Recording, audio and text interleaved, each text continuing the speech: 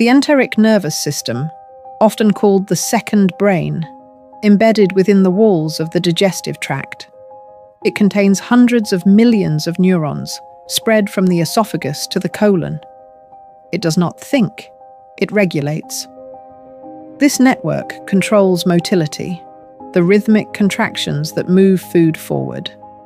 It manages enzyme release, blood flow to the gut, and communication with immune cells.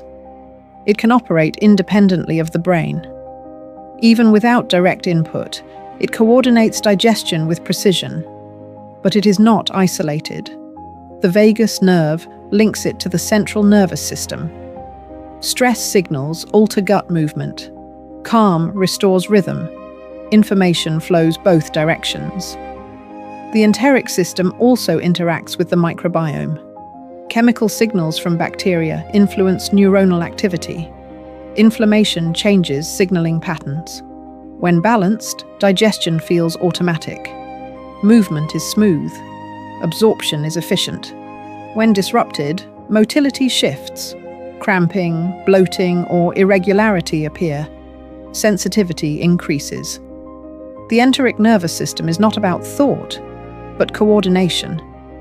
A reminder that digestion is not just chemical breakdown, it is neural regulation. And that within your abdomen is a dense network of neurons working constantly to move, sense, and maintain balance without conscious awareness. White blood cells, the body's internal defense force, circulating quietly through blood and tissue. They are not one cell, but many. Neutrophils respond first, arriving rapidly at sites of injury or infection. They engulf invaders, neutralizing threats within minutes. Lymphocytes follow. T cells coordinate attack. B cells produce antibodies. Memory cells remain behind, remembering what the body has seen. Monocytes become macrophages, cells that consume debris, clear damaged tissue, and signal repair. White blood cells don't patrol randomly. They follow chemical signals, gradients released by injured cells or invading organisms. They move with purpose. When they detect danger, inflammation begins. Heat, redness, swelling, pain. These are not malfunctions, they are activation, but defense requires balance. Too weak, and infections spread. Too aggressive, and the body attacks itself. Autoimmune reactions occur when recognition fails. Stress influences them. Sleep supports them. Nutrition fuels them. Chronic strain suppresses response or amplifies inflammation. White blood cells are not visible when they succeed. Their victory is silence. They do not seek conflict. They maintain order. A reminder that protection is not passive. It is constant surveillance, adaptation, and memory, working in the background to keep the internal environment stable. The pituitary gland, a structure no larger than a pea, resting at the base of the brain, yet controlling nearly every major hormone system. It does not act alone. It listens. Signals from the hypothalamus arrive first. Then the pituitary responds, releasing hormones that travel through the bloodstream to distant organs: thyroid, adrenals, ovaries, testes, growth tissue, lactation pathways.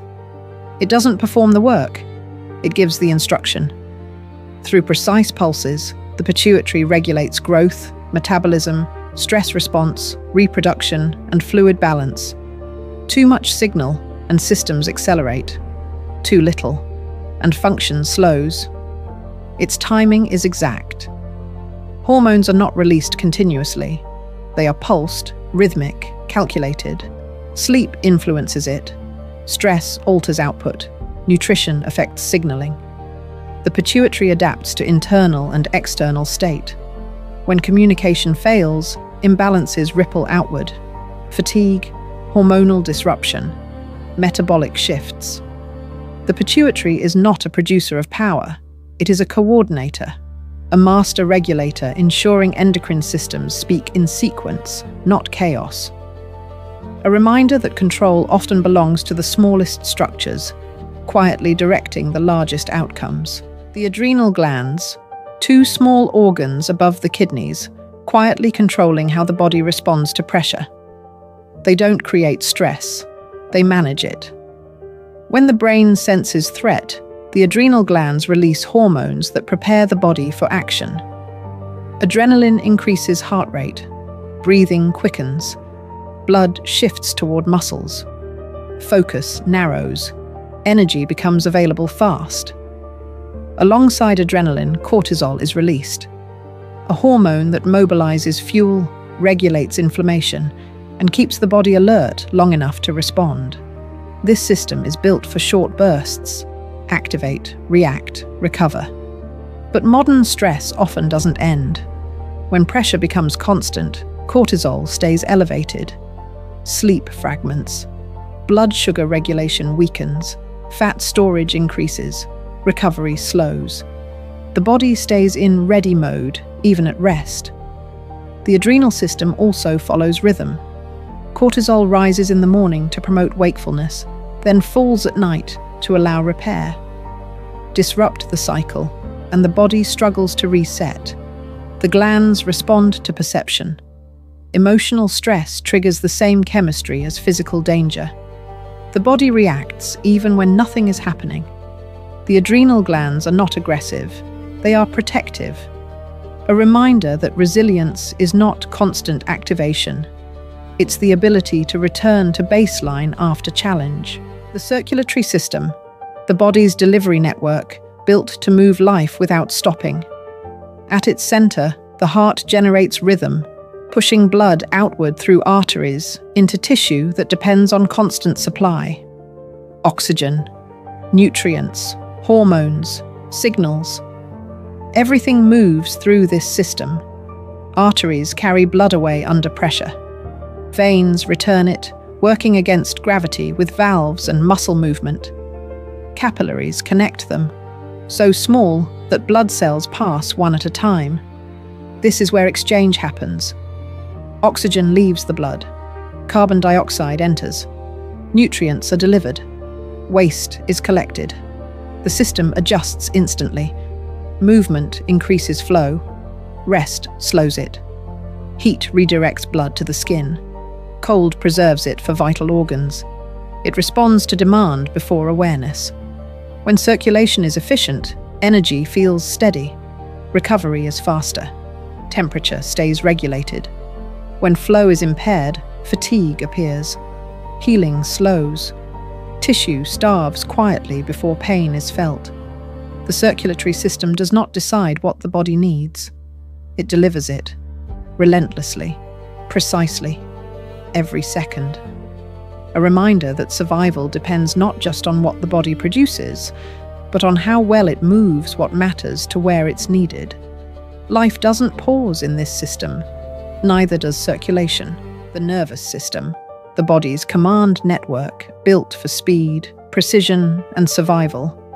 It connects the brain, spinal cord, and every organ and muscle, allowing signals to travel in fractions of a second. This system doesn't wait for thought. It reacts. Sensory information comes in, decisions are made, instructions go out, often before you're aware. It operates in two primary states. One prepares the body for action. Heart rate rises, focus narrows, energy is mobilized. The other restores balance. Heart rate slows, digestion resumes, repair begins. These states shift constantly based on environment, movement, stress, and safety. The nervous system learns through repetition. Patterns strengthen pathways. Habits become automatic. Skill turns into reflex. But constant activation has a cost. Chronic stress keeps the system alert. Recovery is delayed. Sleep fragments. Signals become noisy. Fatigue appears without effort. Calm is not the absence of activity. It is regulation. Breathing influences it. Movement trains it. Rest resets it. When balanced, the nervous system fades into the background. When strained, everything feels louder. The nervous system is not just reaction. It is anticipation. a living network keeping the body responsive, coordinated, and alive, moment by moment, without pause. The skin, the body's largest organ, and its first line of defense. It covers everything, yet does far more than contain. The skin is a barrier. It blocks pathogens, prevents fluid loss, regulates temperature, and shields internal systems from constant exposure. But it is also a sensor.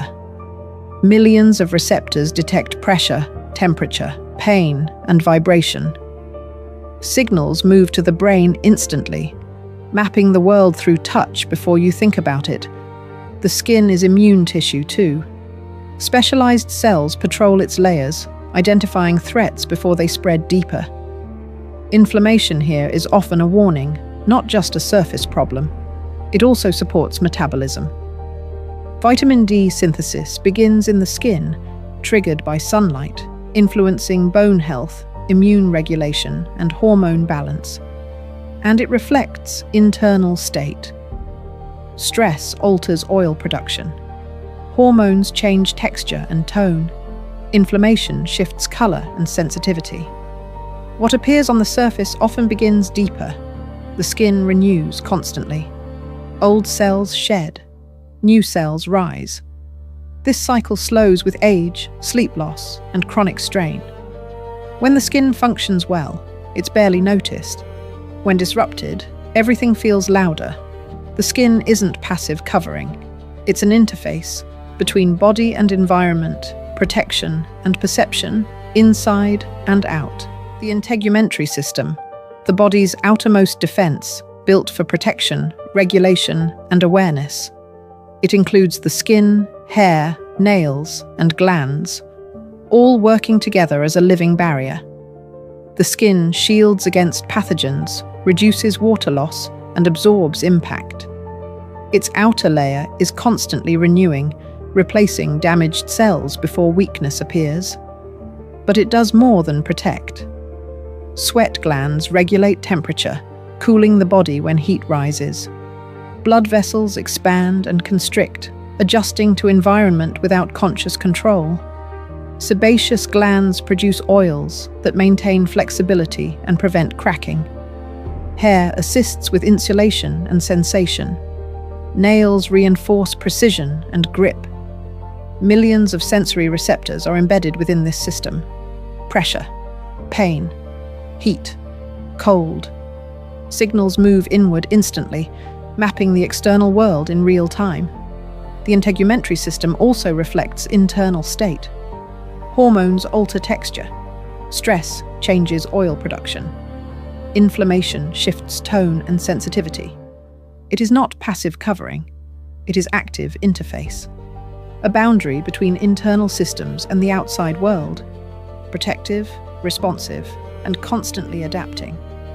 A reminder that the line between you and your environment is alive and always working to keep balance intact. Visceral fat, the most dangerous fat in the human body, not because of how it looks, but because of where it lives. Visceral fat forms deep in the abdomen, wrapping around vital organs, the liver, pancreas, and intestines. Unlike fat under the skin, visceral fat is metabolically active. It releases inflammatory signals directly into circulation. It interferes with insulin signaling. It alters how the liver handles sugar and fat.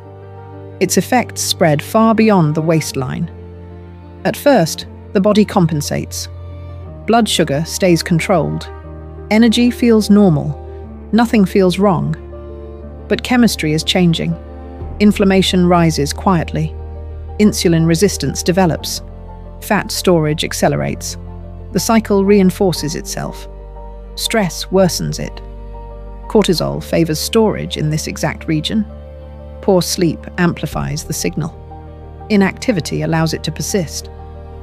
Visceral fat is dangerous because of proximity.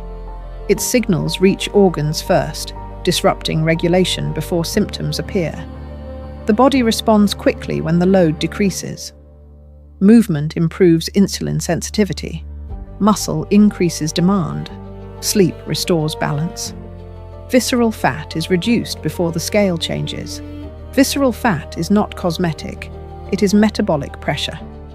A reminder that some of the most serious risks are hidden deep inside the body, building silently long before they are seen. Sodium, often blamed, rarely understood. It is not just salt, it is an electrolyte, a charged particle essential for life. Every nerve impulse depends on sodium. Every muscle contraction requires it. Fluid balance is regulated by it. Sodium controls pressure. Inside and outside each cell, sodium concentration differs. This gradient allows electrical signals to travel along nerves, triggering movement, thought, and heartbeat. Without sodium, signals fail. It also regulates water. Where sodium goes, water follows. This is how the body maintains blood volume and blood pressure. Too little sodium, and cells swell. Confusion appears, weakness develops. Severe imbalance can become dangerous quickly. Too much sodium, especially with low potassium and poor kidney function, can increase fluid retention and raise blood pressure. Balance matters. The kidneys adjust sodium levels constantly, filtering excess, retaining what's needed. Hormones fine-tune the process, responding to hydration, sweat loss, and stress. Sodium is not the enemy, it is regulation. A reminder that health is not about elimination, but proportion. Too little disrupts signaling. Too much strains systems. Sodium is small, but its influence reaches every cell in the body. Potassium, a mineral often overlooked, yet essential for survival. It is an electrolyte, carrying electrical charge inside the body. While sodium works outside cells, potassium works within them. This difference in concentration creates the electrical gradient that allows nerves to fire and muscles to contract. Every heartbeat depends on it. Potassium helps regulate heart rhythm, muscle movement, and nerve signaling. Too little, and signals weaken. Muscles cramp. Fatigue increases. Heart rhythm can become unstable. Too much, and electrical signals slow. Dangerous arrhythmias may occur. Balance is precise. The kidneys regulate potassium constantly, filtering excess and retaining what's needed. Hormones fine-tune the process, adjusting levels based on hydration and intake. Potassium also influences blood pressure. It helps counterbalance sodium, supporting vascular relaxation and fluid control. Low intake, high sodium diets, kidney dysfunction, or certain medications can disrupt this balance quietly. Symptoms often appear late. Potassium is not energy, it is conductivity. A reminder that life depends on controlled electrical flow, and that a simple mineral helps keep every cell communicating in rhythm. Dementia. Not a single disease, but a gradual loss of cognitive function. It affects memory, reasoning, language, and behavior. But it begins quietly. The brain depends on networks. Neurons communicate through electrical and chemical signals, forming pathways that store experience and guide decision-making. In dementia, these pathways weaken. Proteins may accumulate abnormally, inflammation may rise, blood flow may decline. Connections between cells become less efficient. At first, symptoms are subtle. Misplaced objects, forgotten names, slower recall. As networks lose integrity, memory fragments, orientation shifts, complex tasks become difficult, personality can change. Dementia is not simply aging, it reflects structural and chemical changes inside the brain. Different forms exist. Some affect memory first, others influence movement or behavior. Risk increases with metabolic dysfunction, poor sleep, vascular disease, chronic inflammation, and genetic vulnerability. But brain health is influenced long before symptoms appear. Sleep supports waste clearance, movement improves circulation, mental engagement strengthens pathways. Social connection reinforces networks. Dementia is not sudden collapse. It is progressive disconnection. A reminder that the brain depends on circulation, metabolic balance, and neural stimulation to preserve memory over time, and that protecting cognition begins years before it's tested. Teeth. The hardest structures the human body produces, stronger than bone, built to endure years of pressure, friction, and force. Each tooth is engineered in layers. Enamel forms the outer shell, dense, mineral-rich, and highly resistant. Beneath it, dentin absorbs impact, protecting the living tissue inside. At the center lies the pulp, soft, sensitive, supplied by nerves and blood vessels that keep the tooth alive. Teeth are not just tools for chewing. They begin digestion mechanically, breaking food into smaller pieces so enzymes can work efficiently. Without this first step, the entire digestive process slows. Their shapes match their purpose. Incisors cut, canines tear, molars grind. Every surface is designed to handle a specific kind of force. Unlike bone, teeth cannot truly repair themselves. Enamel does not regenerate. Damage accumulates quietly until sensitivity appears or structure fails.